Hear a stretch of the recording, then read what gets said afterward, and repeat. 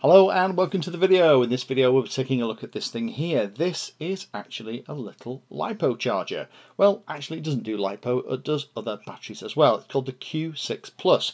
Now we've been using it for about 5 or 6 weeks here, and the way it comes, it has this little thing on the front. So just put it back on so you can see what it looks like.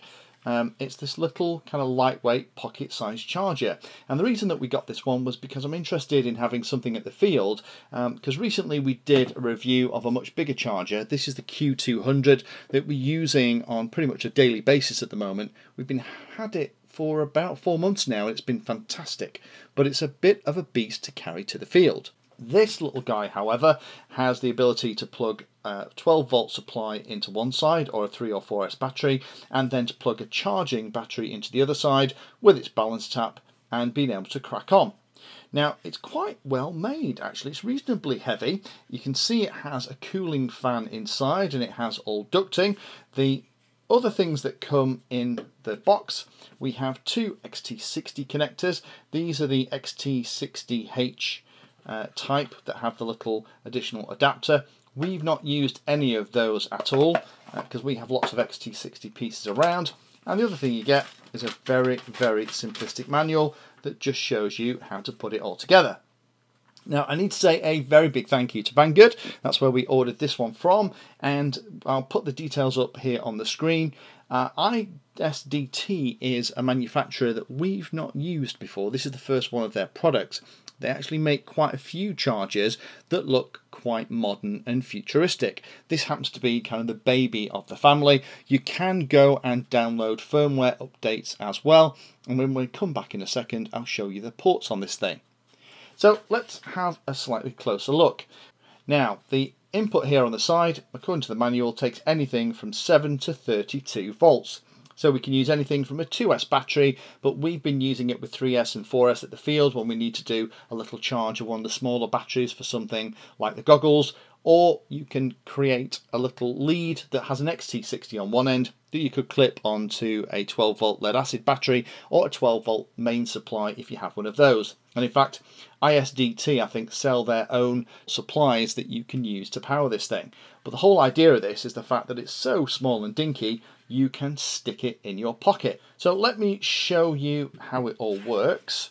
What we'll do for the sake of the setup is I'll actually charge one of our little batteries here that I use on the Texumo with one of the really big packs. I think it's a little 4,000 milliamp hour pack that actually we use on the Zazzy.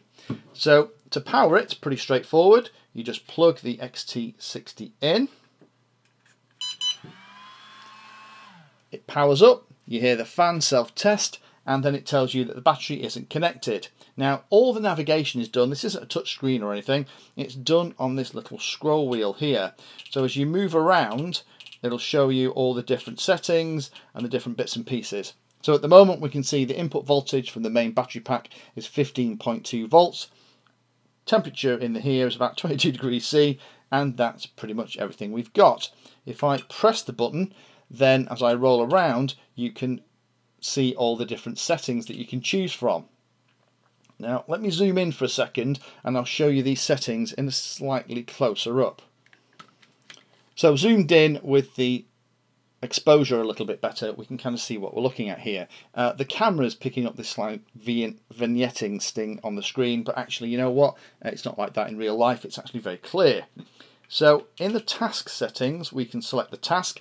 You press the little roller in the middle to select it. We only have charge, discharge and storage on this little device, so we've been using it for charge really, so we'll keep it at charge.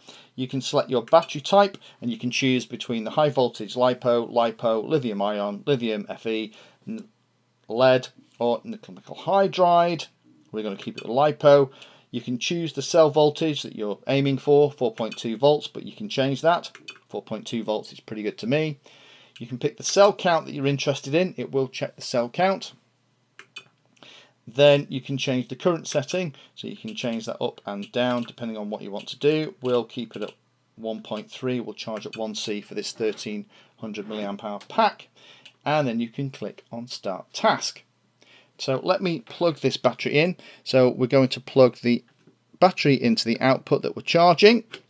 and then you plug the balance tap in as well. Now, I know people are going to ask me here, what happens if you don't plug the balance tap in? Let me show you. So we're going to click Start Task, and it'll actually come and say, do you want to do it without the LIPO? And we're going to click No. So you can actually do it if you have a little battery that doesn't have a balance tap, or the balance tap isn't going to work. In fact, charging like this without the balance tap connected will cause it to just do a straight charge without the balance part of the cycle. But we'll talk about that more in a moment. Now, the way this works is the black wire goes to the bottom, which is what that little negative symbol is there for. So let me just plug this guy in. If we go back to the start, you can now see that the input battery voltage is 15.2 volts, the output battery voltage is 11.4, and all the other bits and pieces as well. So let's hit Start Task, and there we are. We're now charging this little battery from the bigger one, although it could be, as I said, it could be a mains adapter, it could be anything. And it shows the cell voltages that it can see, tells us what we're doing, the program we're running, the amperage that we are supplying, how many milliamp hours that we've sent, gives us an overall charge time in the top left hand corner, and then the top right hand corner tells us how complete the charge actually is. So it's pretty basic, it does what it says on the tin, and for us at the field it's been really handy. We actually had to find a little bag to pop this guy into so that the screen, because it's very shiny, didn't get scratched. The things I like about this charger is the decent build quality. It's really well made. The fan's quite loud when it comes on, but it does take a while for that to click in, to be honest. It's nice, small and portable, and that screen is very easy to use even in bright sunlight. The wide range of voltages is very handy. In reality, we're only using it with 3S or 4S packs, and it's doing things like topping up smaller packs for things like Texumos and FPV goggles at the field, rather than do any heavy charging. ISDT do other chargers that we may take a look at later on that are probably more suitable for that. But for those instances where you need another battery charge, an auxiliary charger about, this is a great little device. It is very simple to use. There aren't lots of things to do, and the charger itself is pretty intelligent. So if you do something like put the wrong number of cells in or don't collect the balance tap, it'll kind of figure that out and make sure everything's okay. There are a couple of things though that I wasn't as keen on. Need to do a big shout out to everybody who commented on the original video, who talked about the fact that the charger actually does do balance charging. I think my words there weren't particularly clear. The thing that I was really frustrated about, and still am frustrated about with this thing, is you cannot choose the kind of charge that you want. The charger kind of figures that out automatically. Personally, I like being able to choose from a menu of whether I want a fast charge, a balance or a normal charge, so I know exactly what's going on with my battery. I want to have that control myself, but that might just be because I like to make those decisions about what's happening with the battery myself. There are actually 3 different colours on the display that change as the cycle is going through, as the battery is being charged. First of all, it starts off as a nice green, which is showing you that the fast charging is going on, and then eventually that goes into green, and then finally into blue when it's doing the precise balance charging. So the colour on the screen shows you exactly what's going on. The online manual itself is a far better manual than the one we got actually in the box here, and explains this in far more detail.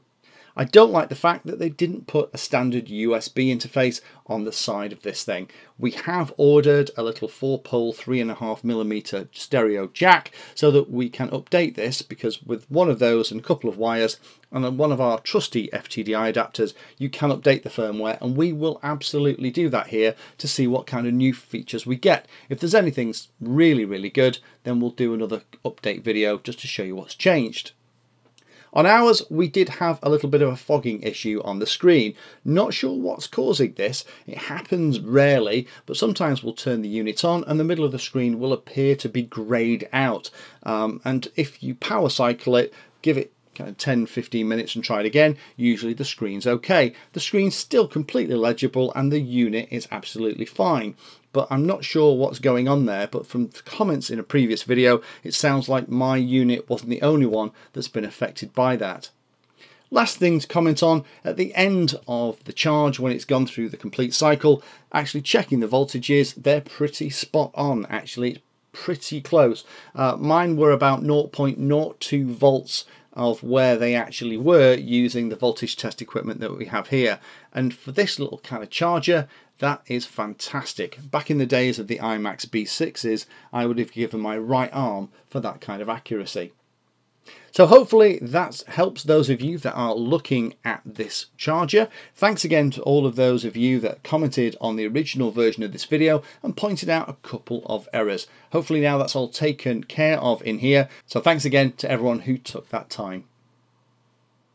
Thank you for taking the time to watch that video. We try and release at least 2 videos a week, usually a quick tip on a Tuesday and a more in-depth video on a Friday, and sometimes we manage to get a few more out as well.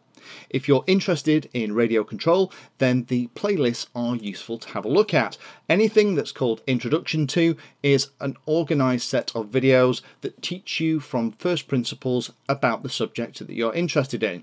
But we also have information about the majority of popular open source flight controllers, how to build quadcopters, fixed wing models, reviews, setups, unboxing, all kinds of things in here as well. So if you haven't already had a look at the playlist, then I'd recommend going and have a look through here to see if there's anything that takes your fancy. Finally, we do also provide updates through things like Twitter, Instagram, and also post all of our 3D designs on Thingiverse as well. So if you like what we're doing here on YouTube, have a look at those things and subscribe to us there, and you'll find out what we're up to in advance of the videos coming out here on the channel.